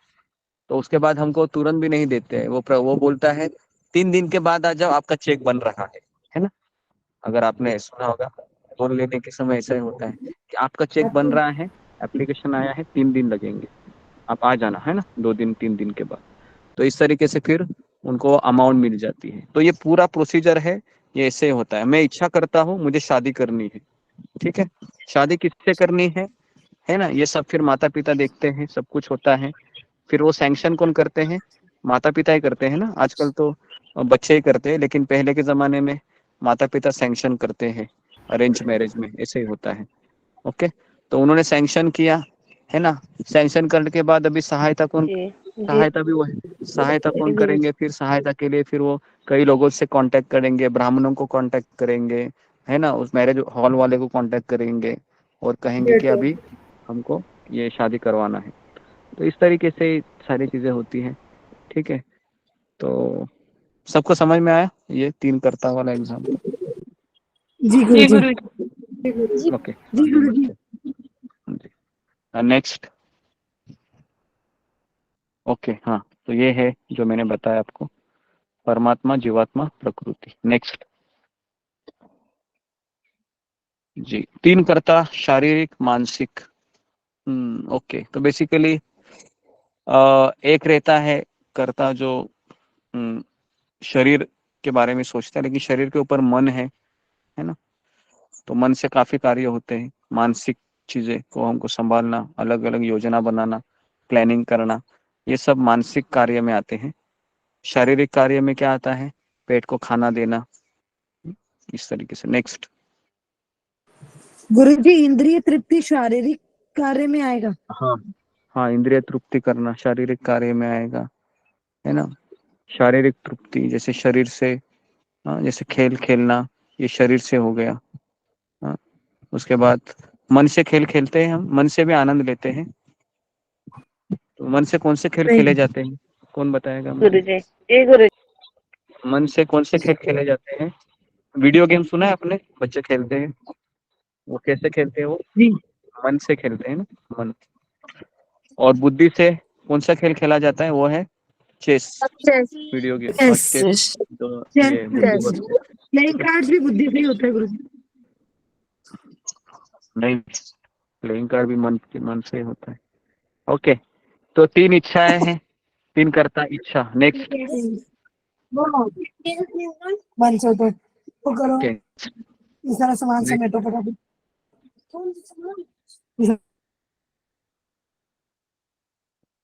Next.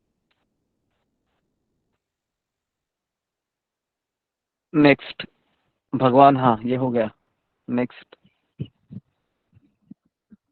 Next. Next. Next. Next. Next. Okay, तीसरा है ई, समान दृष्टि। नेक्स्ट, श्लोक क्रमांक 17 से लेकर 26। तो कई लोग चाहते हैं कि मैं इक्वल विजन रखूं, जब मेरा बेटा मेरे पास आए तो मैं उसके लाड़ प्यार से प्रभावित ना हूं, या फिर मेरी पत्नी, मेरा पति मेरे पास आए तो फिर मैं इक्वल विजन रखूं। लेकिन ऐसा होता है क्या? ऐसा नहीं होता है ना।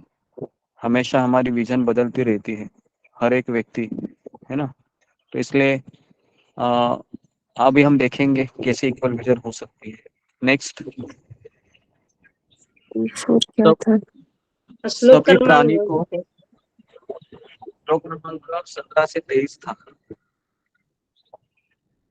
सभी प्राणियों को भगवान के मंदिर के रूप में देखता है जी, ये पहला चीज है। लिखिए इसको कि सभी प्राणियों को किसके रूप में देखता है? वो भगवान का मंदिर है,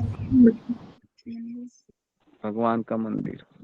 सभी प्राणियों, चाहे वो घोड़ा हो, चिता हो, या अभी आज सुबह ही हमारे घर में वो ये आया था, क्या बोलते हैं उसको, सांप सांप नहीं, बेड़ू, क्या बोलते हैं उसको, जो ये करता है, फ्रॉग मेंढक फ्रॉक फ्रॉक फ्रॉक, मेंढक मेंढक मेंढक मेंढक आया था, है ना। तो उसको भी किसके रूप में देखना चाहिए?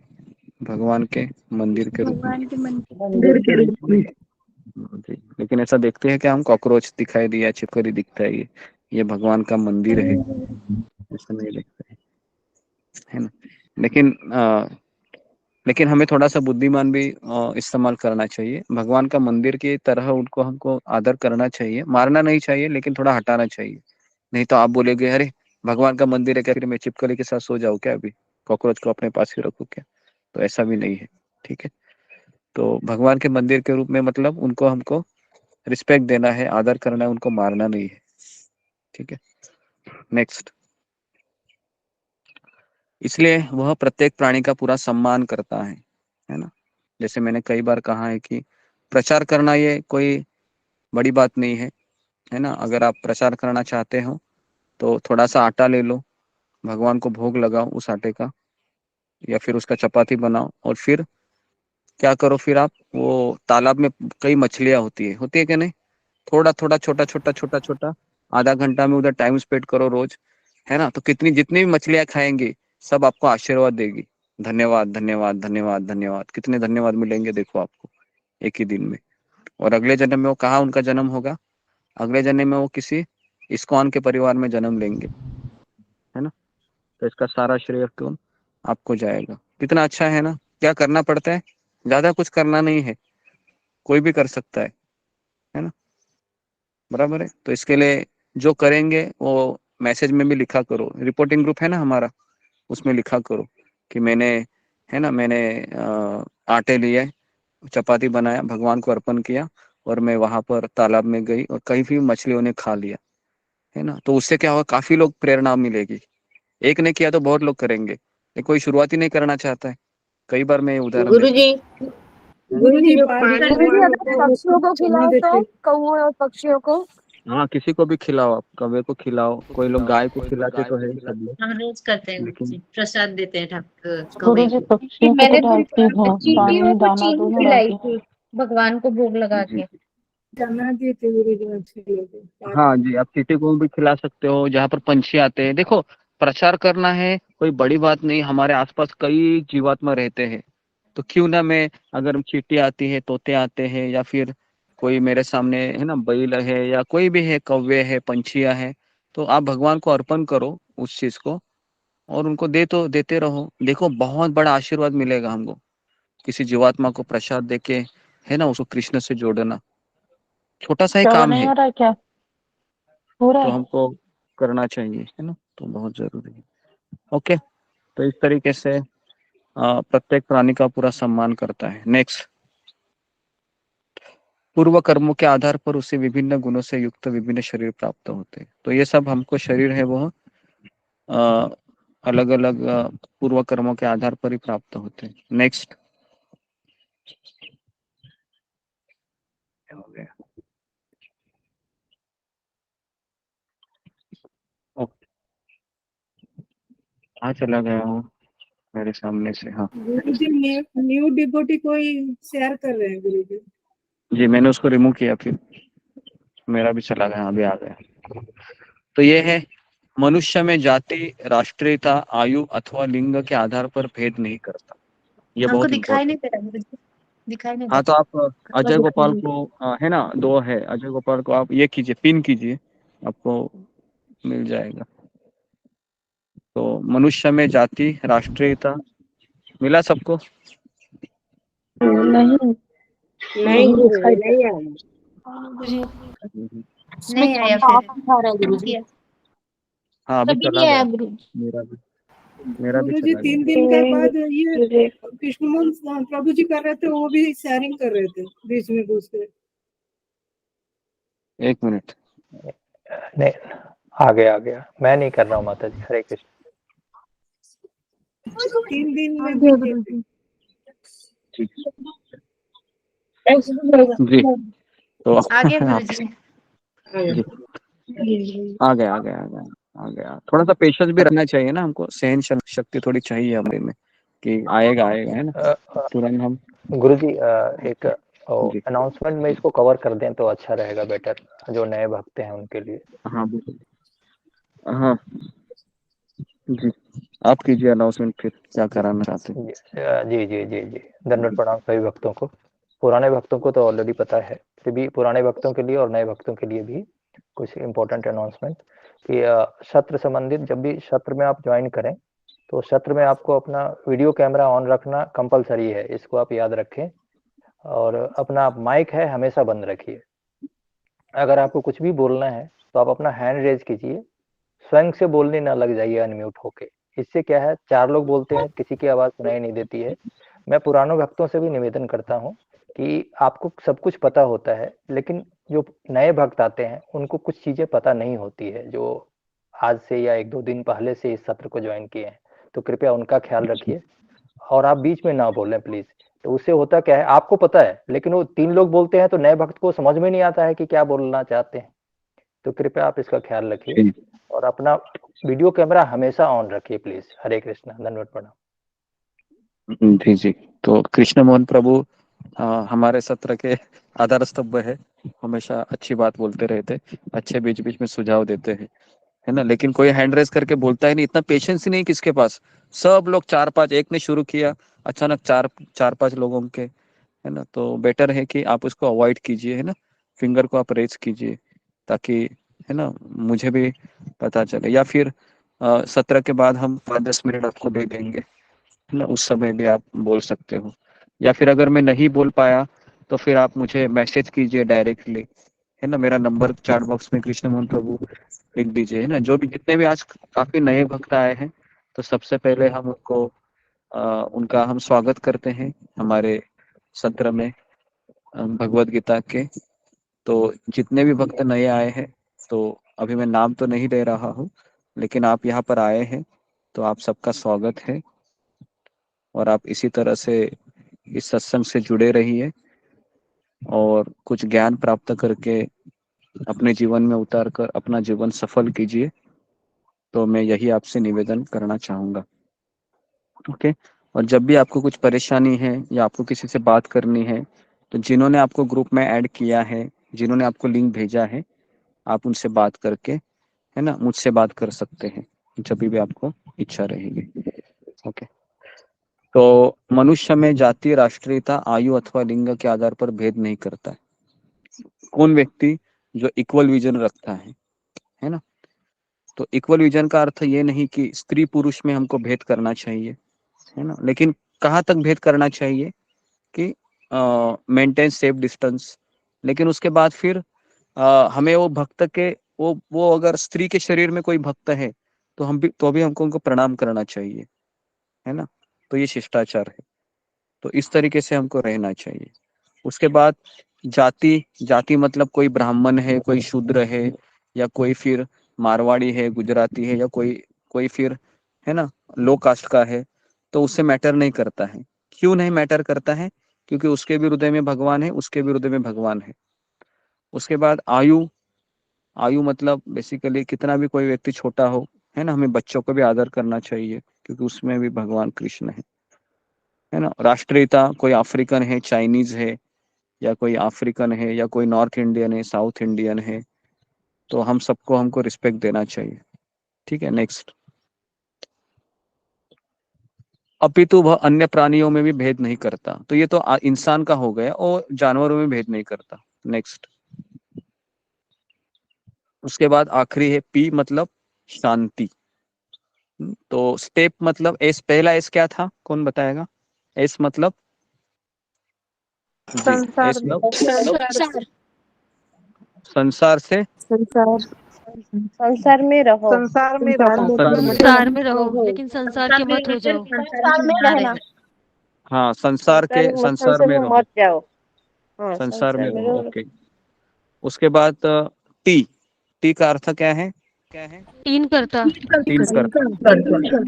जीवात्मा, परमात्मा, प्रकृति, नियंत्रक, सर्वे सर्वा। करता। ई का क्या है? ई मतलब एक समान दृष्टि विजन। फुल विजन, समान दृष्टि।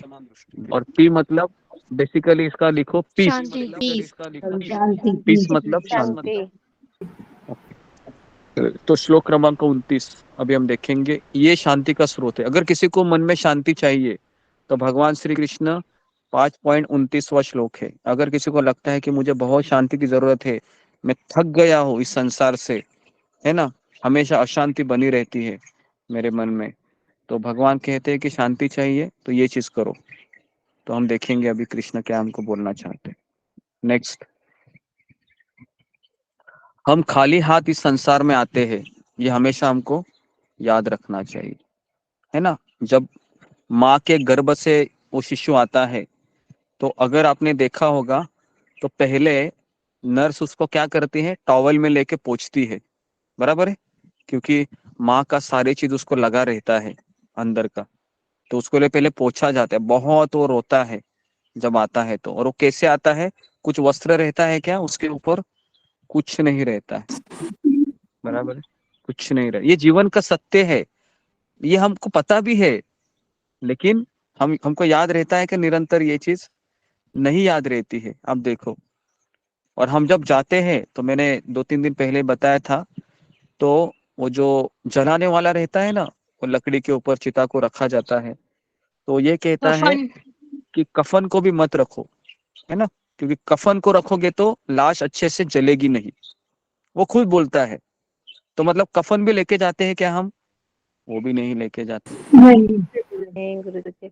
लेकिन जिंदगी भर हम क्या करते हैं, ये मेरा है, ये इसका है, ये मेरा घर है, ये उसका घर है, ये मेरा पति है, ये उसका पति है, ये मेरी माँ, ये उसकी माँ है ना, बराबर है ना। जिंदगी उसी में चली जाती है, पूरी जिंदगी। आप देखो, किसी को भी पूछो कि तुम्हारा जन्म कैसे हो गया, कुछ लेके आया था क्या, वो बोलेगा नहीं कुछ लेके आया।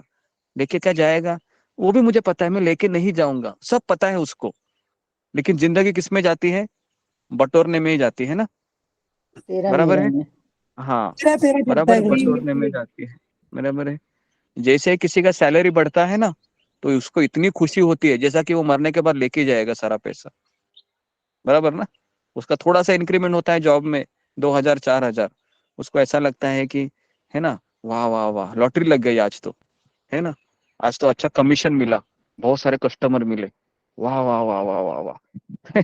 लेकिन उसको पता ही नहीं रहता है क्या भी लेके जाने वाला हूँ, किसको लेके जाने वाला हूँ मैं, है ना। या मैं किसी को बता के भी जाने वाला हूँ क्या, मैं अगले जन्म में आने वाला हूँ क्या, सारा प्रॉपर्टी बनाए सारा अच्छे से व्यवस्था करके रखना, ऐसे भी बोल के जा सकता हो क्या बे, बोलो।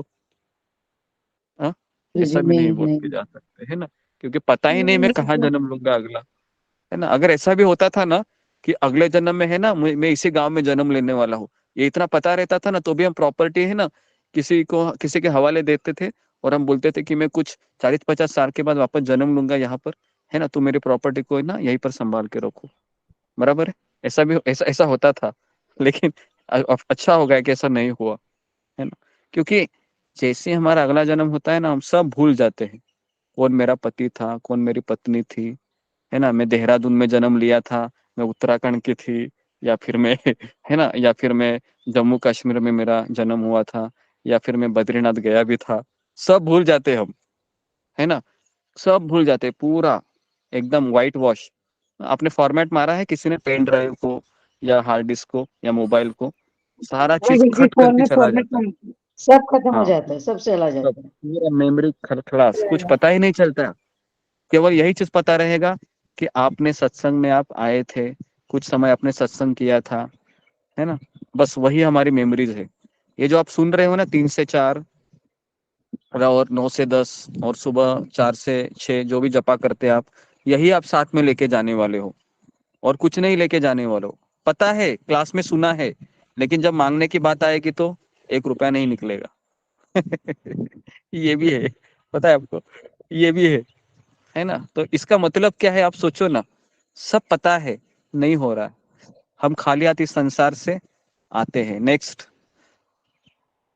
खाली हाथ लौट जाते हैं, ये भी पता है हमको, है ना, यहाँ पर स्क्रीन दिखाई दे जाती है ना, तो ऐसा ये ऐसा जब स्क्रीन आता है ना, ऐसे ऐसे, तो समझने का अभी भी हार्ट बीट चल रही है, और जब ऐसे पूरा ऐसे ही आता है हॉरिजॉन्टली, समझने का भी पेशेंट डेथ हो गया, खाली हाथ लौट जाते हैं। और बहुत पेनफुल होता है, हाँ, मृत्यु बहुत पेनफुल होता है, बहुत पेनफुल होता है। 40,000 बिच्छू एक साथ काटते हैं, इतना दर्द होता है ना। लेकिन जिसने भगवान का भक्ति किया है ना, उसको दर्द नहीं होता है, उस दर्द को ट्रांसेंड कर पाता है ना।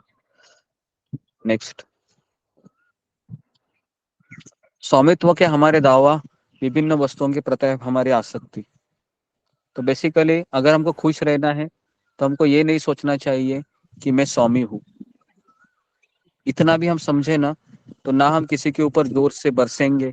जोर से ऊपर हम क्यों बरसते किसी के ऊपर? क्योंकि हम क्या सोचते हैं कि मैं इसका स्वामी हूँ, बराबर है ना। कभी कभी घर में देखा है, कभी कभी पति पत्नी में से कभी कभी पति हावी होता है पत्नी के ऊपर, कभी कभी पत्नी होती है, बराबर ना।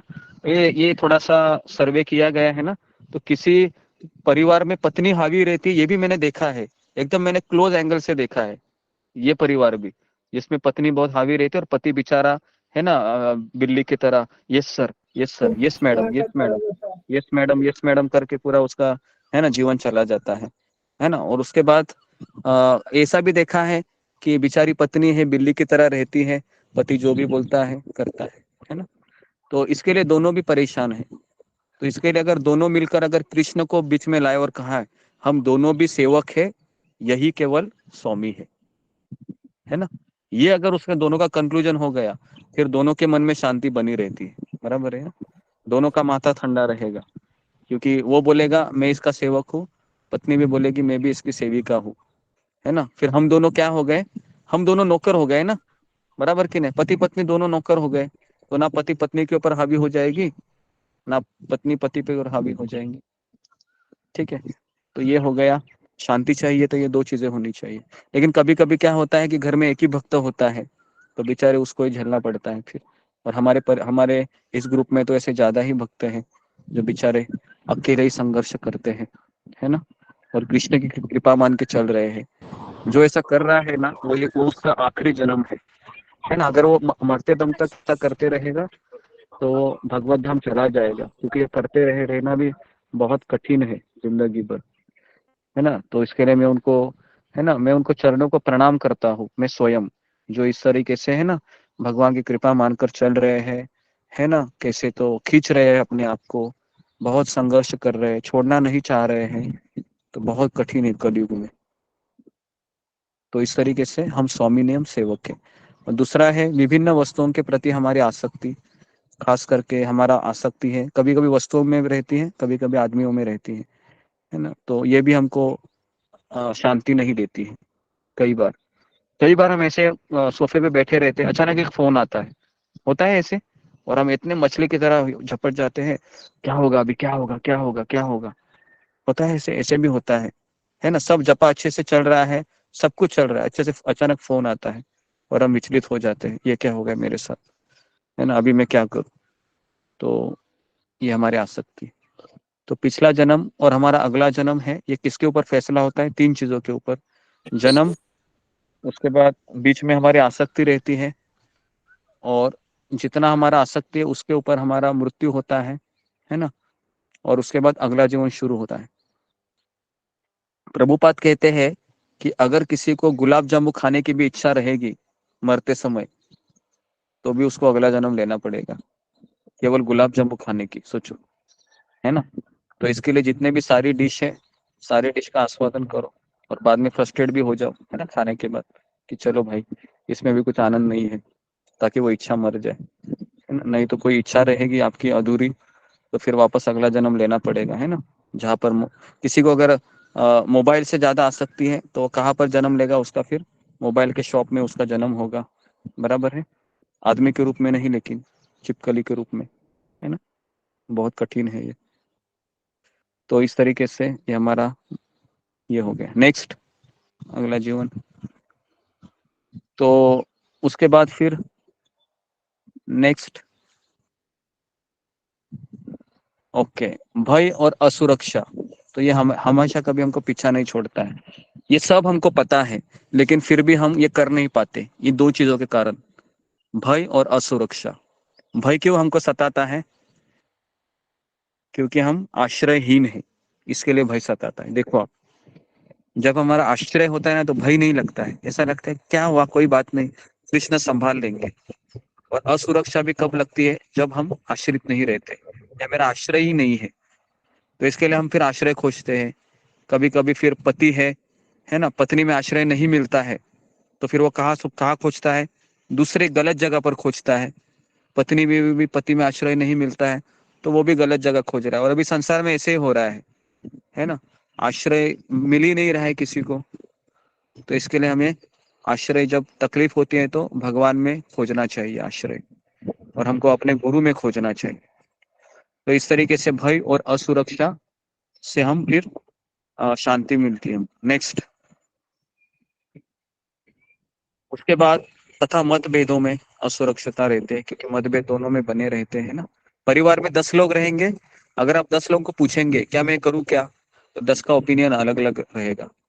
और फिर आप बोलोगे क्यों पूछा मैंने, इसके लिए मैं पूछता नहीं हूँ, पूछने से मुझे ऐसा मिलता है ना। ऐसे होता है घर में, कई बार होता है ना, पूछने के बाद रिजल्ट ये अलग आता है कि क्यों मैंने पूछा, नहीं पूछती तो अच्छा रहता था। तो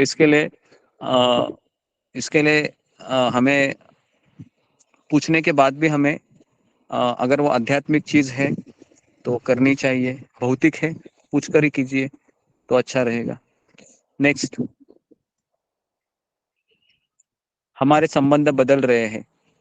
नेक्स्ट, पर्यावरण बदल रहा है। नेक्स्ट, और क्या बदल रहा है, हमारी इच्छा भी बदल रही है। नेक्स्ट, शांति का फॉर्मूला, पहला भगवान को स्वामी मानना, दूसरा स्वयं को रखवाला मानकर, रखवाला मतलब केयर टेकर। ये मैंने कई बार उदाहरण दिया है सारी चीजें, कि अगर मैं उसी घर में रहती हूँ या रहता हूँ, है ना, ये घर का हर एक वस्तु मैंने मार्केट से खरीद के लाया है, और मेरे दरवाजे के ऊपर किसका नाम है, मेरा नाम है ना, नेम प्लेट में। और मुझे लाइट का बिल भी किसके नाम से आता है, कृष्ण के नाम से आता है क्या लाइट का बिल? हाँ, कि कृष्ण का नाम पे आता है कि कृष्ण वासुदेव यादव, इनका 5,000 रुपए का बिल आया है, आपको भरना है, ऐसे आता है? ऐसे भी नहीं आता है ना, हमारे नाम पे ही आता है। तो अभी कौन हो गया फिर इस घर का मालिक? ऐसा लगता है कि मैं ही हूँ, है ना, लेकिन एक्चुअली मैं मालिक नहीं हूँ इस संसार का, क्योंकि भगवान कहते हैं कि मैं तुम्हारे ही घर का नहीं, तुम्हारे कॉलोनी के ही नहीं, पूरे तीनों जगत में जितने ने भी, है ना, जितने जितने अपार्टमेंट बनाए हैं, है ना, जिन्होंने सोसाइटी बनाई है, सारे सोसाइटी का मालिक मैं अकेला हूँ। और फिर तुम कौन है? तो भगवान कहते हैं कि तुम रखवाला मानो खुद को, मेरे बिहाफ में ना, तुम हाँ केयर टेकर हो, तुम रखवाले हो तुम, है ना। जब भी तुमको पूछा जाएगा ये घर किसका है, तो तुम क्या बोलोगे? ये घर कृष्ण का है, कृष्ण का। हाँ। फिर अगला सवाल आएगा, फिर तुम कौन हो? तो क्या बोलोगे? मैं रखवाला हूँ। तो आज का, हाँ, तो ये लेसन हमको समझना चाहिए, ये शांति का फॉर्मूला है। लेकिन कई बार क्या होता है, उल्टा होता है ना। उल्टा क्या होता है, इस संसार, इस घर का मालिक कौन है? तो हम कहते हैं कि कृष्ण मैं हूँ, और आप कौन है? आप रखवाले हो।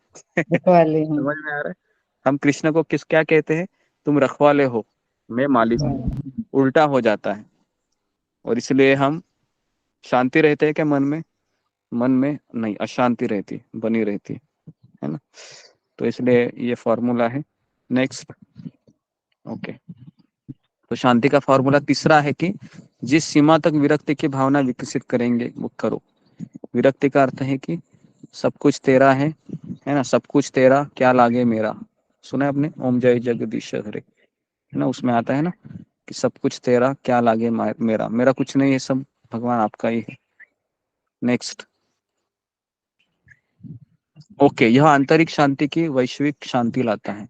तो भगवान कहते हैं कि गीता में यही आंतरिक शांति है, ये फिर विश्व की शांति लाता है। आजकल देखो सारे देश एक दूसरे से लड़ रहे हैं, क्यों? क्योंकि वो सोचता है कि इसका पिता अलग है, मेरा पिता अलग है। मेरा पिता कौन है? मेरा पिता है भारतीय है, इसका पिता क्या है? उसका पिता अमेरिकन है। तो दोनों ही झगड़ा करते रहते हैं। लेकिन हम जब भगवान की गीता पढ़ेंगे तो हमको समझ में आएगा कि अमेरिकन व्यक्ति के भी पिता एक ही है, मैं इंडियन हूँ, मेरे भी पिता एक है, कोई पाकिस्तानी है उसका भी पिता एक है, कोई अफ्रीकन है, चाइनीज है, सबका पिता एक ही है। तो ये सब क्या रहेंगे, तीनों, ये सब पूरा देश सुखी हो जाएगा, पूरा विश्व सुखी हो सकता है जब वह ये सोचेगा कि कृष्ण ही स्वामी है और मैं उनका सेवक हूँ। फिर कोई झगड़ा नहीं होगा, है ना, इस तरीके से। नेक्स्ट, तो आज विश्व को एक ऐसे आदर्श समुदाय की आवश्यकता है जो आसक्ति, लोभ, द्वेष तथा लोलुपता से मुक्त हो। नेक्स्ट, ओके, तो ये वो जो श्लोक है, भोक्तारम यज्ञ तपसाम सर्वलोक महेश्वरम सुहद सर्वभूतानां ज्ञात्वा माम शांतिर्मुच्यति। नेक्स्ट, मैं समस्त यज्ञ तथा तपस्याओं का स्वामी भोक्ता हूँ, समस्त लोक तथा देवताओं का स्वामी हूँ, समस्त जीवात्माओं का हितैषी हूँ। हितैषी मतलब वेल विशर। इस संसार में भगवान के जैसा वेल विशर और कोई नहीं है। मुझसे संबंधित इस ज्ञान को रखने वाला व्यक्ति मनुष्य सांसारिक दुखों से मुक्त होकर परम शांति प्राप्त करता है। नेक्स्ट, तो ये है हमारा आज का टॉपिक, खत्म हो गया। तो स्टेप पहला है, इसको आप स्क्रीनशॉट ले लो, स्टे इन दिस वर्ल्ड, संसार में ही रहो। 3 डोर्स, 3 कर्ता, इक्वल विजन, समान दृष्टि, पी मतलब पीस, शांति। तो इस तरीके से इस अध्याय को हम याद रख सकते हैं। बहुत बहुत धन्यवाद आप सबका। तो इसके प्रश्न के उत्तर में अभी तो नहीं ले सकता हूँ, काफी समय हो गया है। कल मैं बहुत शॉर्ट सेशन रखूंगा 5वें अध्याय के ऊपर ही, है ना, और थोड़ा सा हम गहराई में इसको पढ़ेंगे और फिर हमें कल आपको आधा घंटा हम क्वेश्चन आंसर करेंगे। और आपके क्वेश्चन है आप लिखा करो, है ना। और जो भक्त नए आए हैं हम वापस उनका 3 बार हरे कृष्ण महामंत्र बोल के उनका धन्यवाद भी करेंगे। और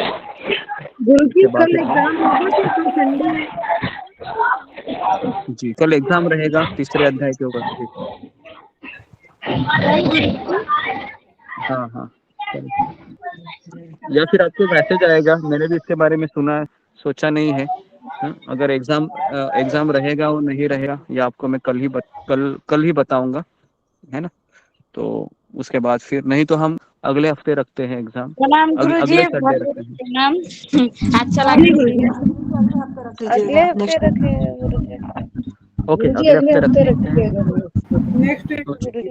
तो जितने भी भक्त आए हैं तो ओके, तो उनका मैं स्वागत करता हूँ। तो आज का सेशन आपको कैसा लगा? अच्छा लगा?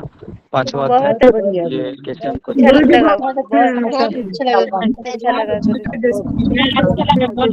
हरे कृष्ण गुरुजी। हेलो, ओके, मैं यहाँ पर रुकता हूँ। हेलो, आपका बहुत बहुत धन्यवाद। हेलो, हरे कृष्णा हरे कृष्णा हरे कृष्ण कृष्ण गुरुजी दंडवत प्रणाम।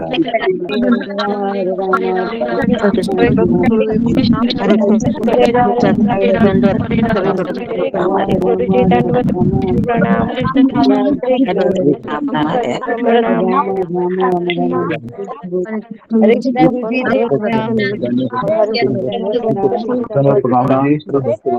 हरे कृष्ण गुरुजी दंडवत प्रणाम। सही भक्त को मेरा दंडवत प्रणाम। हरे कृष्णा। सुषमा माता जी दंडवत प्रणाम। प्रभु जी दंडवत प्रणाम।